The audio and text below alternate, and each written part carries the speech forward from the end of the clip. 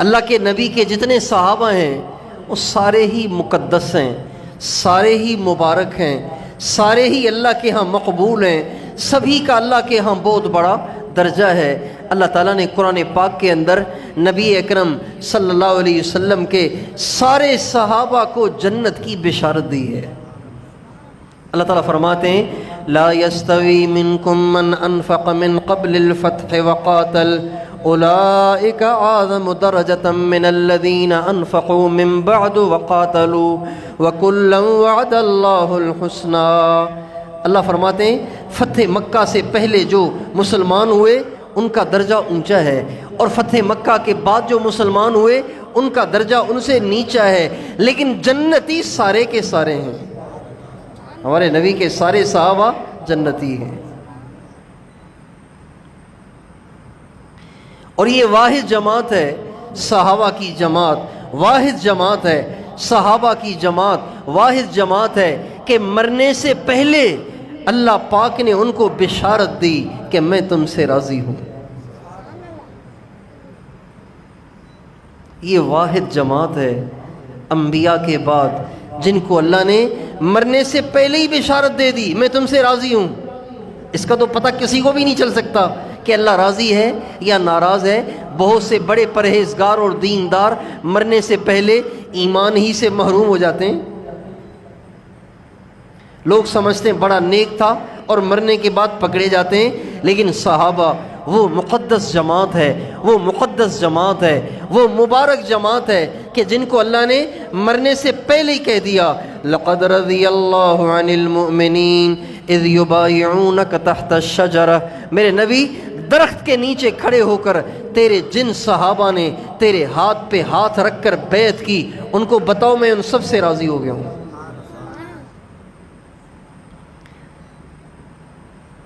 والسابقون الأولون من المهاجرين والأنصار والذين اتبعوهم بإحسان رضی اللہ عنہم ورضوا عنہ۔ اللہ سارے صحابہ سے راضی ہو گیا اور صحابہ اللہ سے راضی ہو گئے۔ ہمارے نبی کے سارے صحابہ عجیب ہی ہیں۔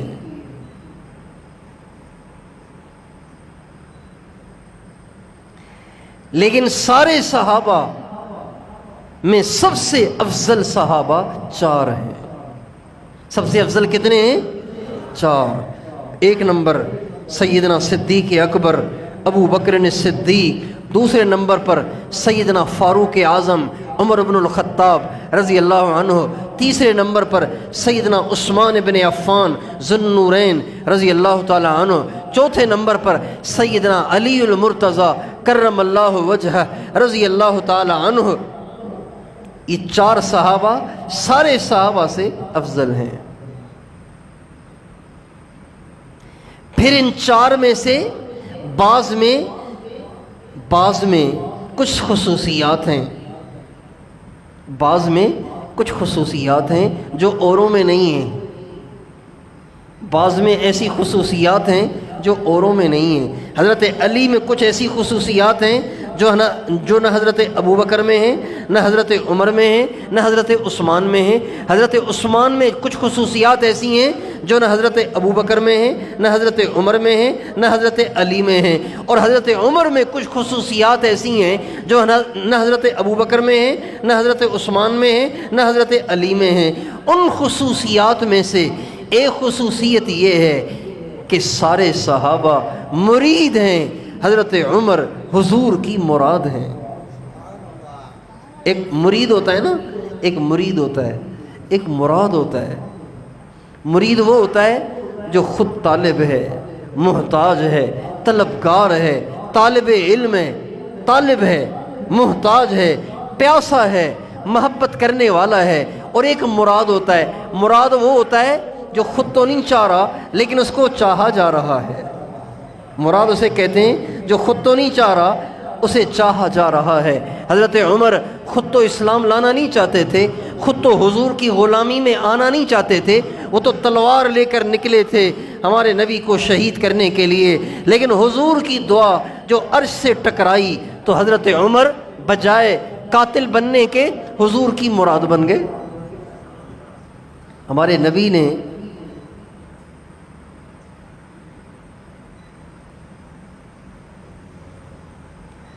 جمعرات کی رات کو، جمعرات کی رات یعنی بدھ کے دن والی رات، بدھ کے دن کے بعد والی جو رات ہے، اس میں بیت اللہ میں دعا کی، اللہم اید الاسلام بعمر بن الخطاب او بعمر بن ہشام، اے اللہ میرے اسلام کی مدد فرما، میرے اسلام کو سہارا عطا فرما، میرے اسلام کو قوت عطا فرما۔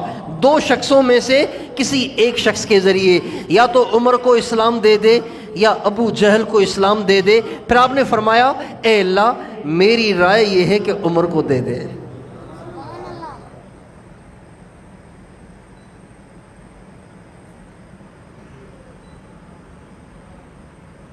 رات کو دعا ہوئی، بدھ کا دن ہے، جمعرات کی رات ہے، جمعرات کی رات ہے، بدھ کا دن ہے۔ آپ نے تہجد میں دعا مانگی ہے حضرت عمر کی ہدایت کے لیے۔ صبح کو حضرت عمر نے پروگرام بنایا کہ بس اب میں نے محمد کو قتل کرنا ہے، شہید کرنا ہے، اور تلوار لے کے چل پڑے۔ اب جا رہے ہیں، راستے میں سعد بن ابی وقاص مل گئے۔ کہ عمر غصے میں بھرے ہوئے تلوار لیے ہوئے کہاں جا رہے ہو؟ کہ جا رہا ہوں محمد کو قتل کرنے کے لیے۔ کہ بڑے دلیر ہو، محمد کو قتل کرنے جا رہے ہو، پہلے گھر کی تو خبر لو، محمد کا دین تو تیرے گھر میں بھی گھس گیا ہے۔ کہ اچھا یہ کیسے؟ بس وہیں سے پلٹے اپنے گھر کی طرف، وہیں سے پلٹے اپنے گھر کی طرف۔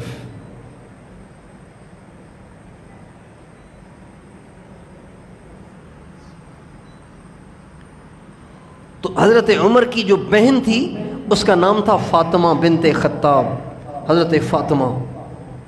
عجیب بات ہے، حضرت عمر کی بہن کا نام بھی فاطمہ، حضرت عمر کی ساس کا نام بھی فاطمہ۔ حضرت عمر کی بہن کا نام فاطمہ بنت خطاب اور حضرت عمر کی ساس کا نام فاطمہ بنت محمد الرسول اللہ۔ حضرت فاطمہ حضرت عمر کی ساس ہیں، حضرت علی کے داماد ہیں، حضرت عمر حضرت علی کے داماد ہیں۔ حضرت عمر کی شادی ہوئی حضرت ام کلثوم سے۔ حضرت ام کلثوم بہن ہیں امام حسن حسین کی، بیٹی ہیں حضرت فاطمہ کی، اور بیٹی ہیں علی المرتضیٰ کی۔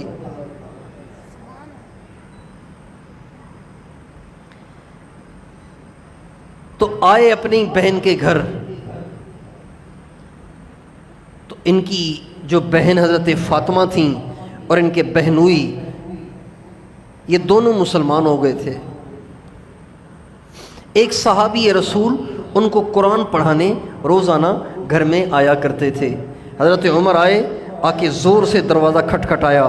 جب دروازہ کھٹکھٹایا تو اندازے سے پتہ چل گیا کہ عمر آ گیا ہے۔ چنانچہ جو سکھانے آئے تھے وہ تو ایک دم اندر چلے گئے، ایک دم اندر چلے گئے، اور جو قرآن کے صحیفے تھے وہ انہوں نے چھپانے کی کوشش کی۔ چھپا تو لیے لیکن کچھ صحیفہ باہر رہ گیا۔ حضرت عمر غصے میں بھرے ہوئے اندر آئے، کہنے لگے یہاں مجھے آواز آ رہی تھی، کون تھا یہاں پہ؟ کہ کوئی نہیں تھا۔ کون تھا؟ کہ میں نے سنا ہے کہ تم مسلمان ہو گئے ہو۔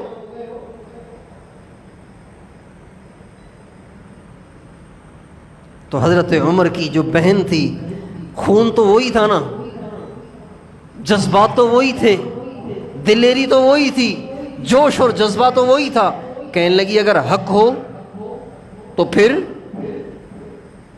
جب یوں کہا نا اگر وہ دین حق ہو تو پھر، تو حضرت عمر سمجھ گئے کہ جو میں نے سنا ہے وہ سچ ہے، اور زور سے ایک تماچا حضرت فاطمہ کے مبارک چہرے پہ جو مارا تو حضرت فاطمہ کا چہرہ خون خون ہو گیا، لہو لہاں ہو گیا، اور اپنے بہنوئی کی پٹائی کرنا شروع کر دی۔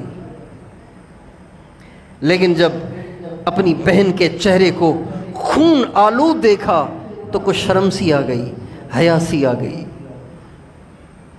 اور کچھ ٹھنڈے پڑ گئے، بھڑاس نکل گئی، اور بہن کے چہرے کا خون نظر آیا تو کچھ ٹھنڈے ہو گئے، اور بہن سے کہنے لگے کیا پڑھ رہے تھے تم، مجھے بھی دکھاؤ۔ کہنے لگے اللہ کا کلام پڑھ رہے تھے۔ اور کیا پڑھ رہے تھے؟ کہنے لگے مجھے بھی دو، میں بھی دیکھتا ہوں کیا لکھا ہوا ہے اس میں۔ کہنے لگی نہیں، تو ناپاک ہے، پہلے پاک ہو، اس کے بعد پھر اللہ کے کلام کی بات کرنا۔ کہنے لگے پاک کیسے ہوتے ہیں؟ کہنے لگے پاک ہونے کا یہ طریقہ ہے، آپ غسل کر لیں، اس کے بعد آپ بے شک یہ صحیفہ پکڑ لیں۔ حضرت عمر نہانے چلے گئے، حضرت عمر نہانے چلے گئے، غسل کر کے باہر آئے، اور وہ صحیفہ پڑھنے لگے۔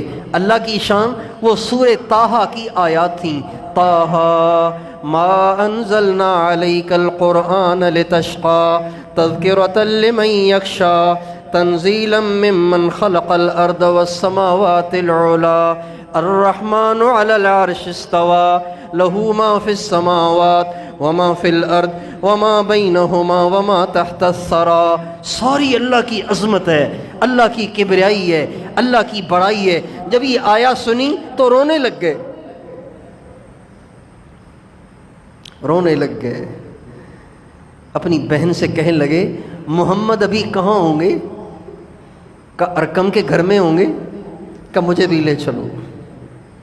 جوں ہی یوں کہا تو وہ صحابی جو اندر چھپے بیٹھے تھے وہ ایک دم باہر آ گئے، کہنے لگے عمر میری طرف سے تمہیں مبارک ہو، گزشتہ رات اللہ کے نبی نے بیت اللہ میں تیرا نام لے کے دعا کی تھی، مجھے لگتا ہے کہ وہ دعا قبول ہو گئی ہے۔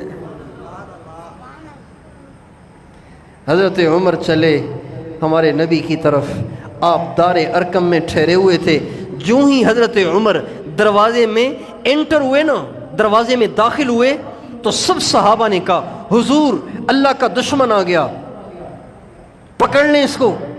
چونکہ عمر حضور کے پاس اچھی نیت سے تو آ نہیں سکتا، بری ہی نیت سے آیا ہوگا۔ آپ نے فرمایا اسے آنے دو۔ جب حضرت عمر قریب آ گئے، آپ نے دونوں ہاتھ حضرت عمر کے گریبان میں ڈالے اور فرمایا اسلم یا ابن الخطاب، خطاب کے بیٹے کب تک اسلام سے بھاگو گے؟ اب تو اسلام لے آؤ، تمہارے لیے بیت اللہ میں دعائیں ہو رہی ہیں، اب تو اسلام لے آؤ، کب تک بھاگو گے اسلام سے؟ اسی وقت کلمہ پڑھ کے مسلمان ہوئے۔ ہمارے نبی کا ارشاد ہے عمر کے اسلام پہ آسمان کے فرشتوں نے خوشیاں منائی تھیں۔ جب انہوں نے کلمہ پڑھا تو سارے صحابہ نے اس زور سے تکبیر کہی کہ سارے مکے کے پہاڑ صحابہ کی اس تکبیر سے گونج اٹھے، اور ایک دم مشرکین کے حوصلے پست ہو گئے کہ اتنا مضبوط آدمی ہمارے ہاتھ سے نکل گیا تو اسلام تو بڑا طاقتور ہو گیا۔ چنانچہ حضور سے کہنے لگے یا رسول اللہ آپ یہاں کیا کرتے ہیں؟ تو آپ نے فرمایا ہم کمزور ہیں، چھپ چھپ کے یہاں اللہ کی عبادت کرتے ہیں۔ آپ تو حضرت عمر کہنے لگے یا رسول اللہ آج کے بعد چھپ کے اللہ کی عبادت کرنے کی ضرورت نہیں ہے، میں آگے چلتا ہوں، یہ سارے میرے پیچھے آئیں، دیکھتا ہوں کس کو مجال ہے کہ ہمیں کچھ کہے، ہم اللہ کے گھر میں جا کے اللہ کی عبادت کریں گے۔ چنانچہ مسلمانوں کو لے کے بیت اللہ میں داخل ہوئے اور چیخ چیخ کے فرمانے لگے جس کو اپنے بچے یتیم کروانے ہوں، اپنی بیوی کو بیوہ کرانا ہو، اپنی بوڑھی ماں کو بے سہارا کرنا ہو، آج آ جائے وہ میدان میں اور آ کے مجھ سے ٹکرائے، دیکھتا ہوں کون ہمارے راستے میں رکاوٹ بنتا ہے۔ اور پہلی دفعہ مسلمانوں نے اجتماعی طور پہ جا کے بیت اللہ میں اللہ کو سجدہ کیا حضرت عمر کی برکت سے۔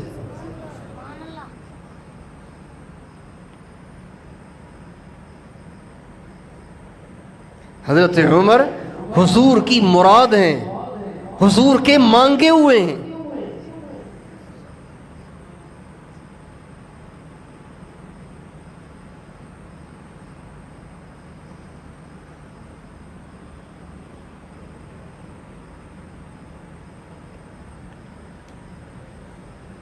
عجیب زندگی ہے ان کی، عجیب کارنامے ہیں ان کے، عجیب ان کی سیرت ہے، ہر مسلمان کو پڑھنی چاہیے، ہر مسلمان کو پڑھنی چاہیے۔ عدل و انصاف کا وہ معیار قائم کر گئے کہ ان کے بعد وہ عدل و انصاف کا معیار کوئی قائم نہیں کر سکا۔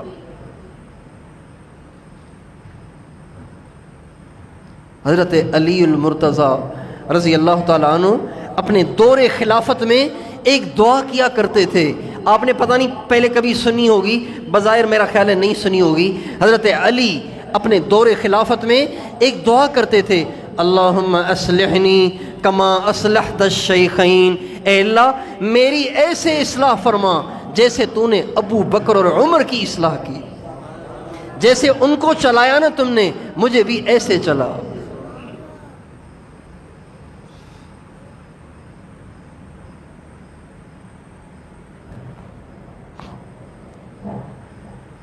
اور آپ علیہ السلام فرماتے تھے، عمر جس راستے پہ تو چلتا ہے شیطان وہ راستہ ہی چھوڑ دیتا ہے.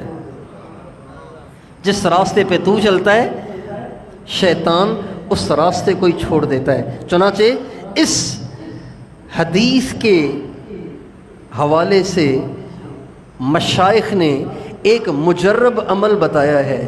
ایک مجرب عمل بتایا ہے. مجرب عمل یہ ہے کہ جن لوگوں کو برے برے خواب آتے ہوں، شیطانی خواب آتے ہوں، احتلام کی کثرت ہوتی ہو اور نیند میں غسل کی حاجت ہو جاتی ہو، کپڑے خراب ہو جاتے ہوں، برے برے خواب آتے ہوں، شیطانی خواب آتے ہوں، پریشان کرنے والے خواب آتے ہوں، مشائخ نے لکھا ہے اگر وہ اپنی انگلی دائیں انگلی سے، دائیں ہاتھ کی انگلی سے اپنے سینے پر عمر نام لکھ کر سو جائے تو شیطانی وساوس اور شیطانی خوابوں سے محفوظ ہو جاتا ہے. اور تجربہ بھی میں نے آزمایا بھی ہے اس کو.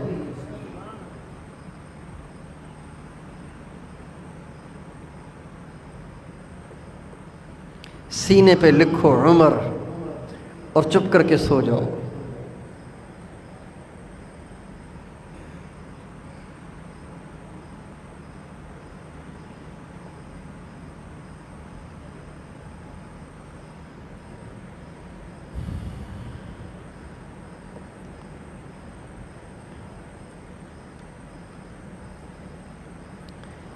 حضرت عمر کی جو فراست تھی، فراست بڑی مشہور تھی. آدمی کو دیکھ کے ایک دم پہچان لیتے تھے کہ یہ کون ہے اور کیا ہے. جب لشکر بناتے تھے تو اپنی فراست سے دیکھتے تھے کہ کس کو بھیجنا ہے کس کو نہیں بھیجنا. امیر بناتے تھے اپنی فراست سے فیصلہ کرتے تھے کس کو امیر بنانا ہے کس کو امیر نہیں بنانا. ایک دفعہ ایک صحابی کو انہوں نے گورنر بنایا. علاقے والوں نے حضرت عمر کو شکایتیں بھیجیں. علاقے والوں نے حضرت عمر کو شکایتیں بھیجیں. کیا شکایتیں بھیجیں؟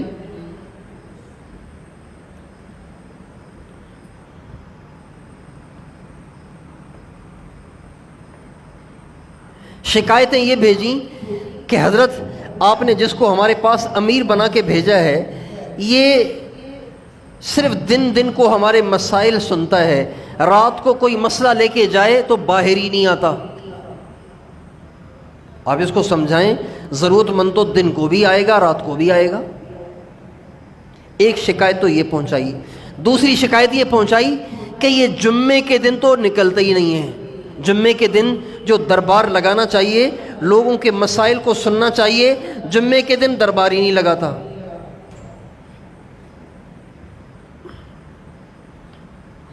حضرت عمر سوچ میں پڑ گئے کہ میں تو ہمیشہ فراست سے اللہ سے مانگ کر آدمی کو پہچان کر پھر امیر بناتا ہوں، تو اس کا مطلب ہے میری فراست تو غلط ہو گئی، تو یہ میں نے غلط آدمی کو امیر بنا دیا. حضرت عمر نے ان کو بلایا، کہا ہاں بھائی تو رات کو لوگوں کی باتیں کیوں نہیں سنتا؟ کہ امیر المومنین دن مخلوق کے لیے رات خالق کے لیے ہے. سارا دن مخلوق کے مسئلے سنتا ہوں، رات کو اللہ کو پھر میں اپنے مسئلے سناتا ہوں، لہذا رات کو نہیں سن سکتا ہوں مخلوق کے مسئلے. کہا اچھا جمعے کے دن دربار کیوں نہیں لگاتے ہو؟ کہ امیر المومنین میرے پاس ایک ہی جوڑا ہے، سارا ہفتہ اسے پہنتا ہوں، جمعے کے دن اپنے ہاتھ سے کپڑے دھوتا ہوں، اس کو خشک کرتا ہوں، وہ کپڑے دوبارہ پہن کے پھر مسجد میں آتا ہوں.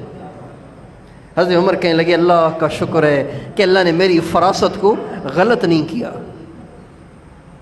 اور بھی مسئلے تھے.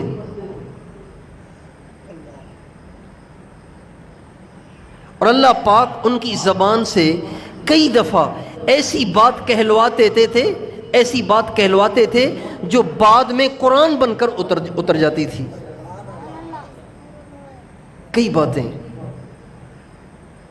ہمارے نبی بیت اللہ میں آئے، آپ نے طواف کیا. طواف کے بعد حضرت عمر ہمارے نبی سے کہنے لگے یا رسول اللہ میرا دل چاہتا ہے کہ میں مقام ابراہیم کے پاس 2 رکعت نماز پڑھ لوں. آپ نے فرمایا عمر اپنی مرضی سے تو میں کچھ کر نہیں سکتا ہوں نہ کچھ کہہ سکتا ہوں. کہا جی میرا دل چاہ رہا ہے کہ مقام ابراہیم کے پاس نا طواف کے بعد 2 رکعت پڑھیں. آپ نے فرمایا میں تو اللہ کے حکم سے چلتا ہوں، اللہ کا حکم تو کوئی ہے ہی نہیں، تو میں کیسے کہہ دوں کبھی 2 رکعت یہاں پڑھو. حضرت عمر نے یوں کہا، ادھر جبریل قرآن لے کر آ گئے، وَاتَّخِذُوا مِن مَّقَامِ إِبْرَاهِيمَ مُصَلَّى، میرے نبی مقام ابراہیم کے پاس ہر طواف کے بعد 2 رکعت پڑھ لیا کرو. اور یہ واجب ہیں، پڑھنا ضروری ہے. حضرت عمر نے ایک دفعہ ہمارے نبی سے کہا یا رسول اللہ آپ ساری دنیا کے نبی ہیں، آپ کے پاس اچھے لوگ بھی آتے ہیں، آپ کے پاس برے لوگ بھی آتے ہیں، میری رائے یہ ہے کہ آپ اپنی ازواج مطہرات سے کہیں کہ پردہ اختیار کر لیا کریں. چونکہ پردے کا حکم نہیں تھا لہذا چہرہ کھلا رہتا تھا. تو حضرت عمر کو یہ خیال آیا کہ آپ علیہ السلام سے کہا یا رسول اللہ آپ کے پاس اچھے لوگ بھی آتے ہیں، آپ کے پاس برے لوگ بھی آتے ہیں، آپ اپنی بیویوں سے کہہ دیں، ازواج مطہرات سے کہیں کہ اپنے چہرے کو چھپا لیا کریں. حضرت عمر نے کہا، ادھر قرآن کی آیتیں آ گئیں، میرے نبی اپنی بیویوں سے کہو کہ پردہ کر لیا کرو. بہت ساری باتیں ہیں، ٹائم زیادہ ہو جائے گا.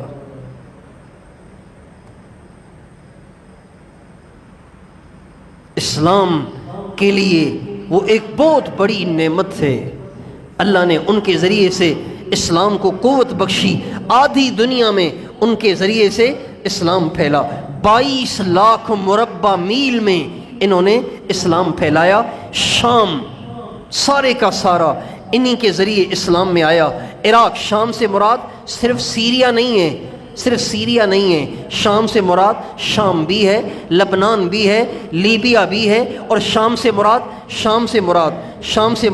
چیچینیا بھی ہے، شام سے مراد بوسینیا بھی ہے، اور شام سے مراد فلسطین بھی ہے، شام سے مراد اسرائیل بھی ہے، شام سے مراد اردن بھی ہے. یہ سارے کا سارا، اور شام سے مراد ترکی کا ایک بڑا علاقہ بھی ہے، یہ سارے کا سارا شام میں شمار ہوتا تھا. اس سب کے سب کو اللہ نے اسلام کی دولت حضرت عمر کے ذریعے سے عطا فرمائی. سارے عراق کو اسلام اللہ نے حضرت عمر کے ذریعے سے دیا. سارے ایران کو اسلام اللہ نے حضرت عمر کے ذریعے سے دیا. ایران، عراق اور یہ شام کے سارے علاقے، یہ سب کے سب حضرت عمر کے مرہون منت ہیں کہ اللہ نے ان کو حضرت عمر کے ذریعے سے اسلام کی دولت عطا فرمائی.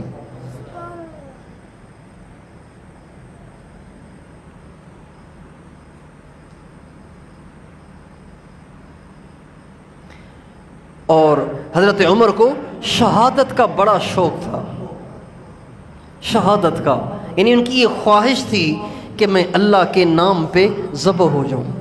یہ خواہش تھی. جب کسی کو کسی سے محبت ہو جائے نا، یہ محبت کے اصولوں میں سے ہے. جب کسی کو کسی سے محبت ہو جائے نا، تو محبت کرنے والے کی یہ خواہش ہوتی ہے کہ اپنے محبوب کے لیے کوئی بڑا کام کر کے اسے خوش کروں.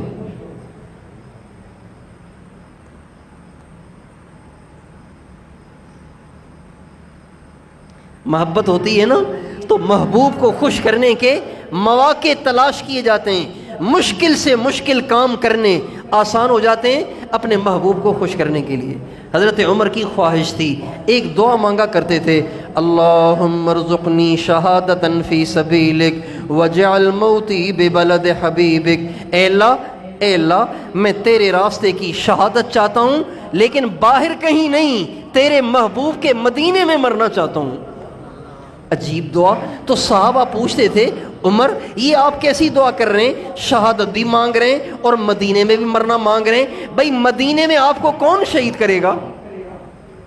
آپ مدینے کے امیر المومنین ہیں، یہاں رہنے والے سارے مسلمان ہیں، صحابہ ہیں، تو آپ کو یہاں شہادت کیسے ملے گی؟ تو فرماتے تھے جس سے مانگ رہا ہوں وہ کر سکتا ہے. اے اللہ اپنے راستے کی شہادت دے، مدینے کی موت دے.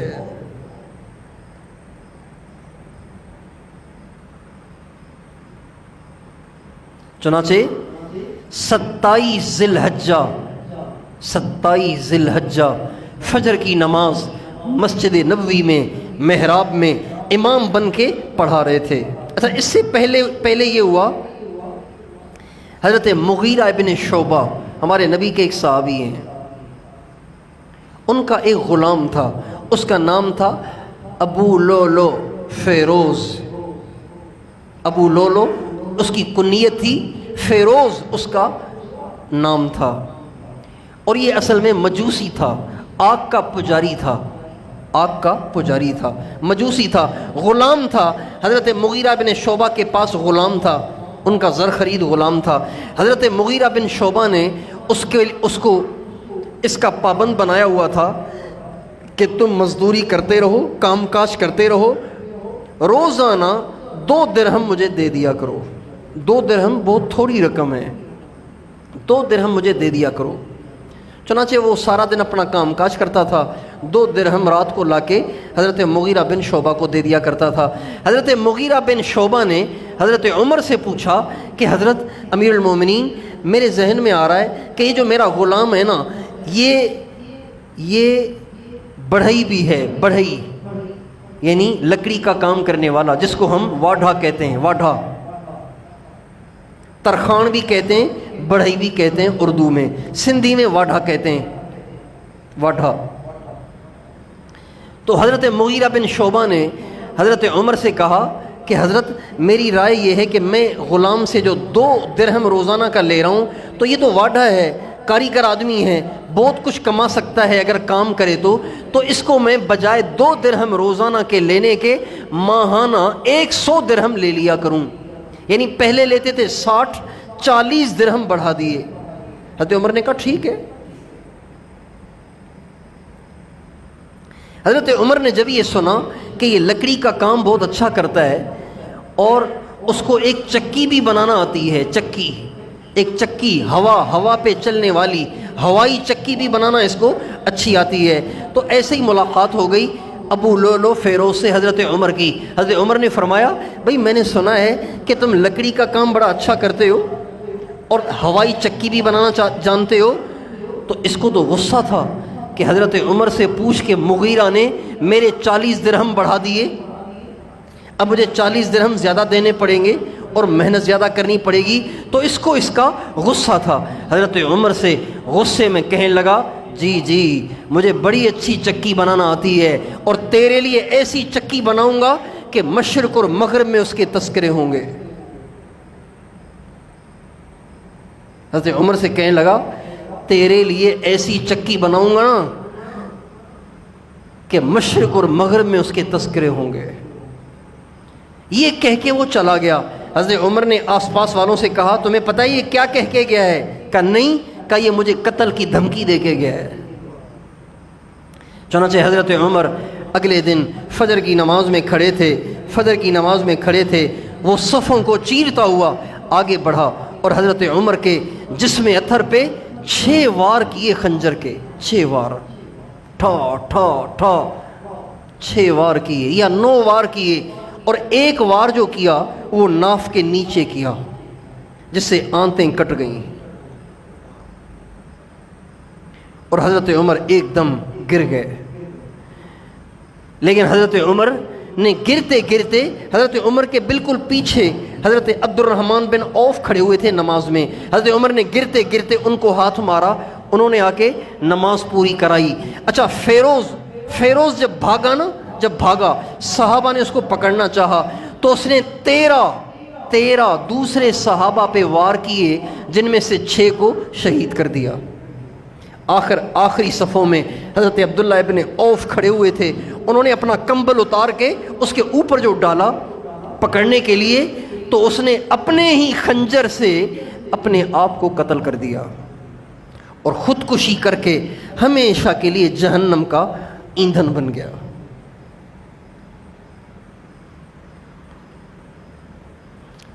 اس واقعے سے یہ بھی سبق ملتا ہے کہ مسلمانوں کے ہاں نماز کی کتنی اہمیت ہے، کہ ساری دنیا کے مسلمانوں کا بادشاہ شہید ہو کر گر پڑا ہے، مسلمان نماز نہیں چھوڑ رہے. عبد الرحمن بن عوف آگے بڑھ کے مسلمانوں کو نماز پوری کرا رہے ہیں. حضرت عمر تڑپ رہے ہیں، زمین پہ تڑپ رہے ہیں اور خون کے فوارے نکل رہے ہیں، لیکن مسلمان نماز پڑھ رہے ہیں. یہ نماز کی اہمیت ہے. آج ہماری جماعتیں کن عذروں کی وجہ سے چھوٹ جاتی ہیں، ہماری نمازیں کن آزار کی وجہ سے چھوٹ جاتی ہیں. ہماری نظروں میں نماز کتنی ہلکی ہے اور ان کی نظروں میں نماز کتنی اہم تھی. تھوڑی سی بارش ہو گئی، لوگ پکے نمازی گھروں میں نمازیں پڑھ رہے ہیں. تھوڑی سی بارش ہو گئی ہے، گھروں میں نماز پڑھ رہے ہیں.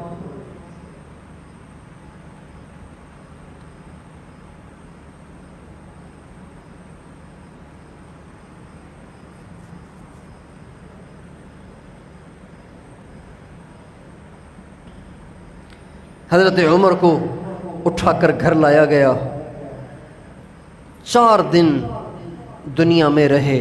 4 دن 27 ذی الحجہ کو ان کو خنجر لگا. وہ دن بدھ کا تھا، بدھ کا دن، فجر کی نماز.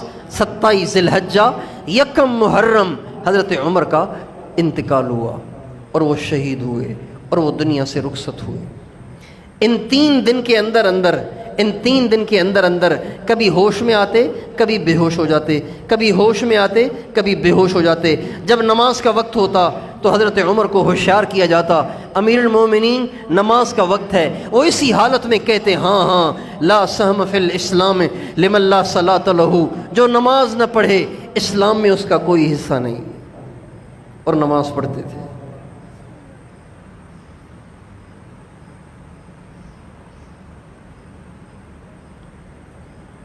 جب ان کو احساس ہوا کہ اب شاید میں دنیا سے چلا جاؤں اور اب میں نہ بچ پاؤں، تو اپنے بیٹے حضرت عبداللہ ابن عمر رضی اللہ عنہما کو اماں عائشہ کے پاس بھیجا اور کہا، اماں عائشہ سے کہو میری سب سے بڑی ٹینشن، سب سے بڑی خواہش، سب سے بڑی فکر جو اس وقت مجھ پہ سوار ہے وہ یہ ہے کہ میری قبر میرے حضور کے قریب بن جائے.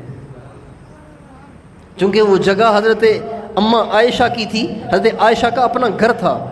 ہمارے نبی کی جو قبر بنی وہ اماں عائشہ کے گھر میں بنی.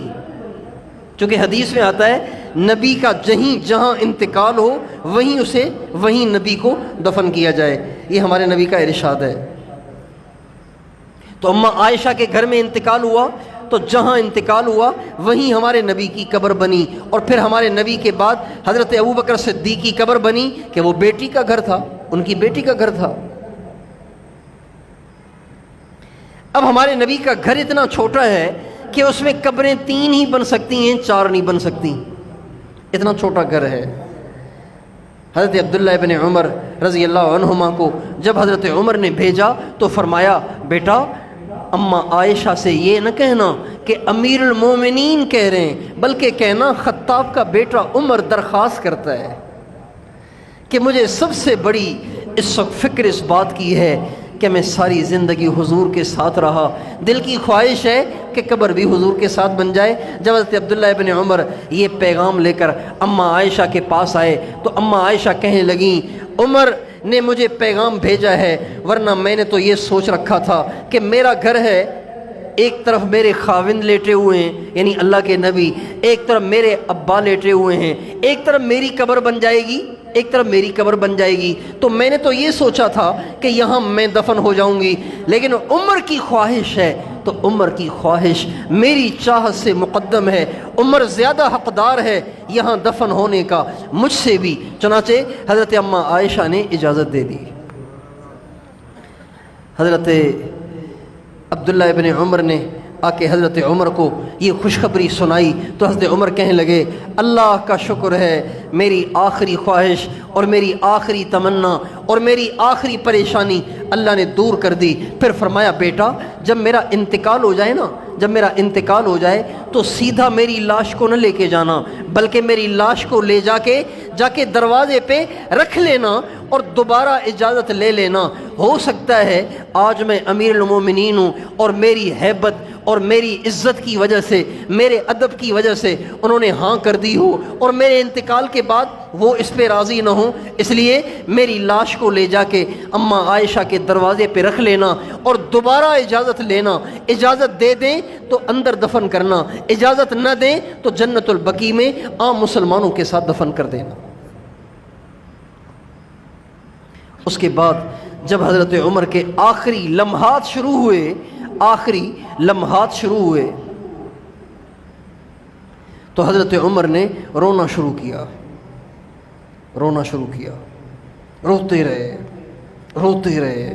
روتے رہے۔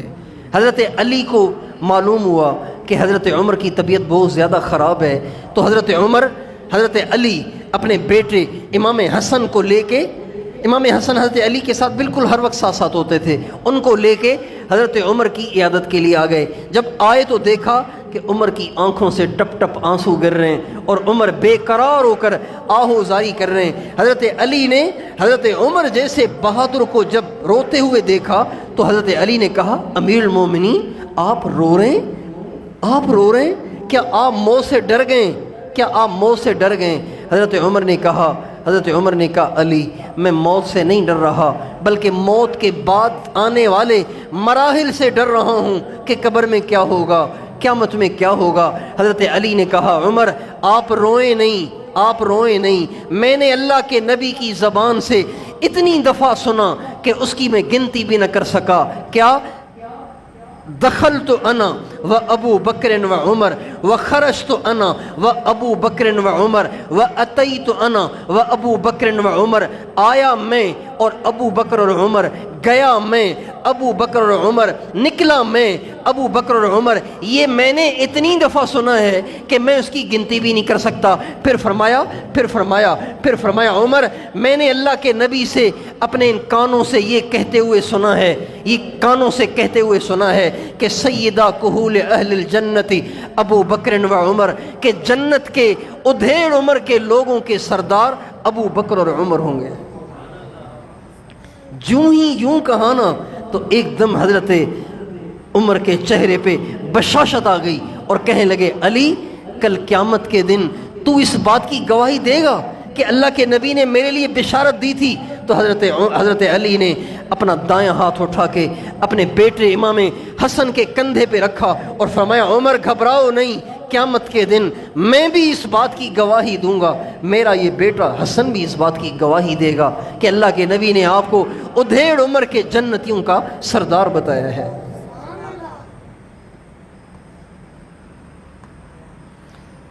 جب آخری لمحات ہوئے تو حضرت عمر نے اپنے بیٹے حضرت عبداللہ سے کہا کہ بیٹا، اس وقت ان کا جو سر تھا نا، حضرت عمر کا جو سر تھا وہ حضرت عبداللہ ابن عمر کی گود میں تھا۔ تو جب بالکل آخری لمحات شروع ہوئے تو حضرت عمر نے اپنے بیٹے حضرت عبداللہ سے کہا کہ بیٹا میرا سر جو ہے نا اٹھا کے زمین پہ رکھو تاکہ میں اللہ کے سامنے عاجزی کروں۔ تو حضرت عبداللہ سے اتنا تو ہو نہیں سکا کہ اپنے والد امیر المومنین آدھی دنیا کے بادشاہ کا سر اٹھا کے مٹی میں رکھے۔ انہوں نے سر اٹھا کے اپنی گود سے اٹھا کے پنڈلی پہ رکھ دیا، پنڈلی پہ رکھ دیا۔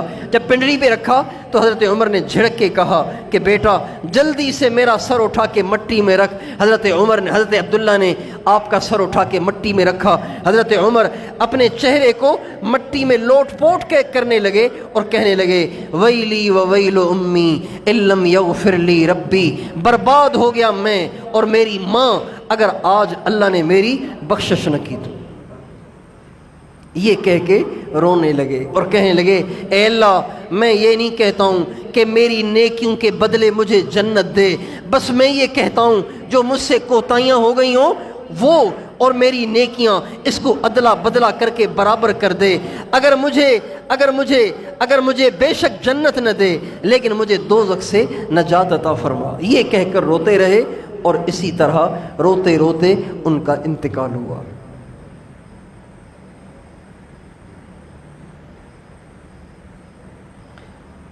جب ان کے جنازے کو لایا گیا اور اماں عائشہ کے حجرے کے دروازے پہ رکھا گیا تو حضرت اماں عائشہ کو بتایا گیا. حضرت اماں عائشہ اپنی چادر لے کے فوراً باہر نکل گئیں. حضرت عمر کی مبارک لاش کو لے جا کر اندر قبر میں اتارنے لگے. جب قبر میں اتارنے لگے تو حضرت علی آئے. حضرت عبداللہ ابن عباس کہتے ہیں میں آگے کھڑا ہوا تھا, میرے کندھے پہ ہاتھ رکھ کے کوئی میرے پیچھے کھڑے ہوئے تھے, لیکن حضرت عمر کی طرف سارا دھیان تھا تو پیچھے دھیان دینے کی طرف توجہ ہی نہیں گئی کہ میرے پیچھے کون کھڑے ہوئے ہیں. کہنے لگے کوئی آئے تھے جنہوں نے میرے کندھے پہ ہاتھ رکھا ہوا تھا اور پھوٹ کے رو رہے تھے اور کہہ رہے تھے عمر مجھے پہلے ہی پتا تھا کہ تیری قبر یہیں بننی ہے. حضرت عبداللہ ابن عباس کہتے ہیں میں نے جو چہرہ موڑ کے دیکھا تو وہ حضرت علی تھے جو کہہ رہے تھے عمر مجھے پہلے ہی پتا تھا کہ اس جگہ کا لائق دنیا میں تیرے سوا اور کوئی نہیں ہے. اس لیے کہ اللہ کے نبی ہمیشہ تیرا نام ابو بکر کا نام اپنے نام کے ساتھ لیا کرتے تھے.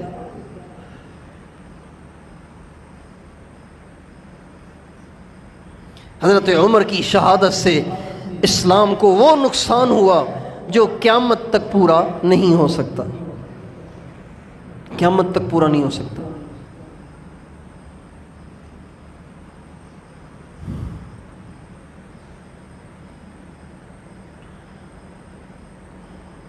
ستائیس ذی الحجہ کو زخمی ہوئے, یکم محرم کو شہید ہوئے.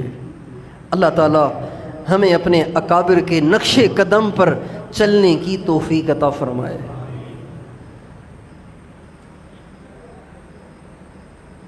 ان واقعات سے جو سنائے گئے ہم سب کو سبق لینا چاہیے. صرف ان واقعات کو کہانی سمجھ کر سن کر مزے نہیں لینے چاہیے بلکہ ان کی زندگی سے ہمیں سبق لینے چاہیے. اس لیے کہ اللہ کے نبی کا ارشاد ہے علیکم بسنتی وسنت الخلفاء الراشدین المہدیین, تم پر لازم ہے کہ میری سنت پہ چلو اور تم پر لازم ہے کہ میرے خلفاء راشدین کی سنت پہ چلو. یہ تم پہ لازم ہے.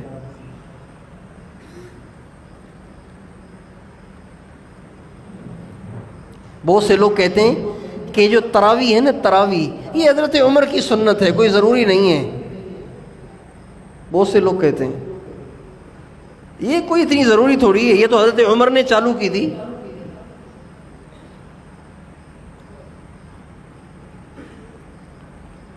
تو حضرت عمر کی چالو کردہ چیزوں کو بھی اللہ کے نبی نے لازم قرار دیا ہے کہ میری سنت کو بھی لازم پکڑو اور میرے بعد میرے خلفاء ابو بکر عمر عثمان اور علی کی سنتوں کو بھی لازم پکڑو. ایک دفعہ رمضان کے مہینے میں حضرت علی کا مسجد سے گزر ہوا تو مسجد میں ماشاءاللہ روشنی کا ماحول بنا ہوا تھا, لوگ تراویح پڑھ رہے تھے. حضرت علی کا گزر ہوا تو حضرت علی نے دعا کی نور اللہ علی عمر فی قبرہ کما نور علینا فی مساجدنا. اللہ عمر کی قبر کو منور کرے جس نے ہماری مسجدوں کو روشن کر دیا تراویح کے ذریعے سے. اللہ عمر کی قبر کو روشن کرے کہ جنہوں نے تراویح کے ذریعے ہماری مسجدوں کو روشن کر دیا. حضرت عمر نے تراویح شروع نہیں کرائی, تراویح تو شروع ہمارے نبی نے کرائی. حضرت عمر نے اس کی اجتماعی طور پہ ترتیب بنائی, کٹھے پڑھو بھائی, 2 ادھر پڑھ رہے ہیں, 2 ادھر پڑھ رہے ہیں, 4 ادھر پڑھ رہے ہیں, 3 ادھر پڑھ رہے ہیں, 1 ادھر پڑھ رہا ہے. ایسے نہیں, سارے مل کر ایک امام کے پیچھے پڑھو. یہ ترتیب حضرت عمر نے بنائی. اللہ تعالی ہمیں اپنے اکابر کے نقش قدم پر چلنے کی توفیق دے اور ان کا احسان مند رہنے کی توفیق عطا فرمائے.